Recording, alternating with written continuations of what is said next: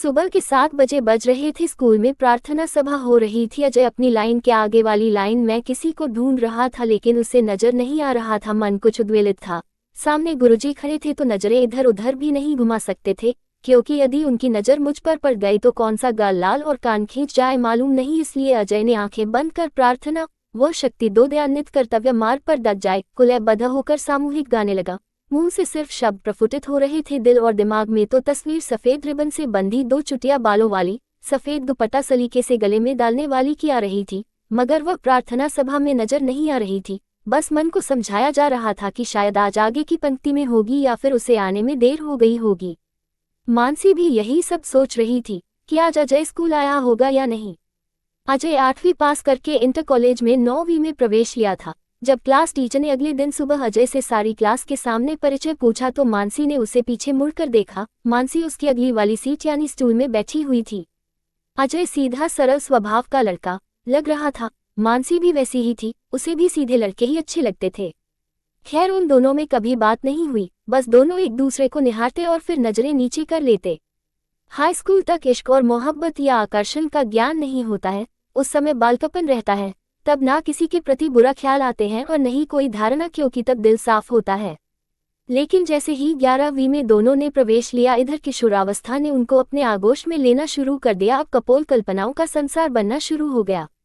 अजय और मानसी दोनों का आकर्षण बढ़ने लगा। इधर दोनों अपना संसार एक दूसरे के लिए सजा बैठने लगे।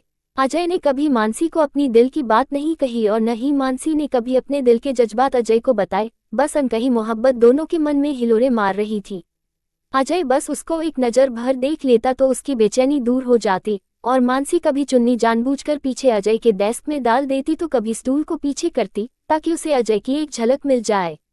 अर्धवार्षिक परीक्षा में सर्दियों में सब बाहर स्कूल के छत या मैदान में बैठे रहते तो वह चुपके चुपके एक दूसरे को निहारते, हल्की मुस्कुराहट देकर एक दूसरे को अपने अनकहे प्यार का इजहार करते।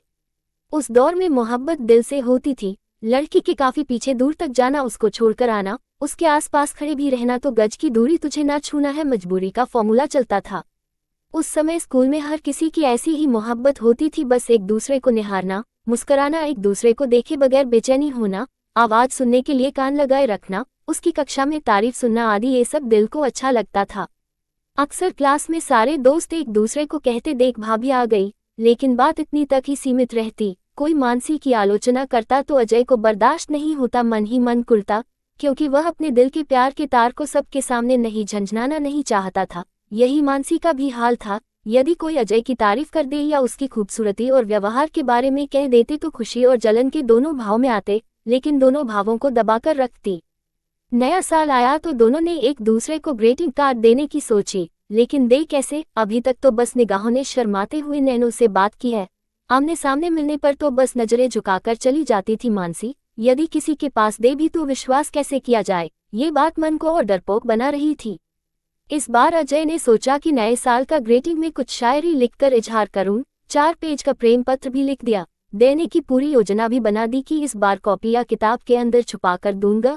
जैसे जैसे दिसंबर का महीना आखिरी तिथि की ओर बढ़ रहा था, अजय की उत्सुकता बढ़ती जा रही थी। हर रोज नए दिवास्वपन फिल्मी गीतों में अपने को हीरो और मानसी को अपनी नायिका देखता था। नववर्ष के ग्रीटिंग कार्ड में अजय ने बहुत सुंदर शायरियां लिखी हुई थी, कुछ दिल को तोड़ने वाली और कुछ दिल को जोड़ने वाली, कुछ नए साल की और कुछ अपने दिल की। एक शायरी कुछ इस प्रकार थी।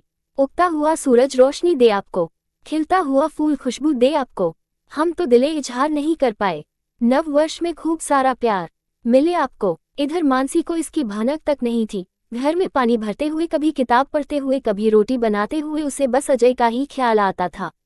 तरुणी उम्र में अजय ही उसका राजकुमार था। अक्सर हिंदी फिल्मों में वह खुद को नायिका और अजय को नायक समझकर दिवास्वप्नों में खो जाती थी। किशोरावस्था में अक्सर यह सब होता है, लेकिन तब युगल एक दूसरे में अपना संसार सजा बैठता है। ऐसे ही कुछ हाल अजय और मानसी के थे।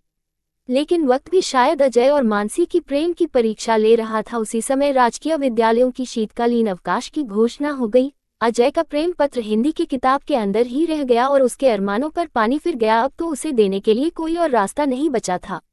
मायूस मन से वह घर आया और अपने प्रेम पत्र को संभाल कर रख दिया, ग्रीटिंग कार्ड भी रख दिया। अजय को लगा कि वह अब मानसी को अपनी दिल की बात नहीं कह पाएगा। सारी उम्मीदें टूट चुकी थी। इधर मानसी के लिए शीतकालीन की छुट्टियां भारी लग रही थीं। दिन तो जैसे तैसे कट जाते लेकिन रातें तन्हाई में गुजरती। अगले दिन अजय को याद आया कि अभी तो नए साल के 4 दिन बचे हैं, पोस्ट ऑफिस जाकर पत्र पोस्ट कर देता हूँ। डरते डरते उसने अपने ख्यालों की दुनिया के एक एक शब्द जो पत्र में लिखे थे, अपनी दिल की हर बात कही थी, उसे वह डाक की पेटी में डाल आया। क्या प्रेम पत्र मानसी को मिल पाएगा या मानसी उसे स्वीकार कर लेगी?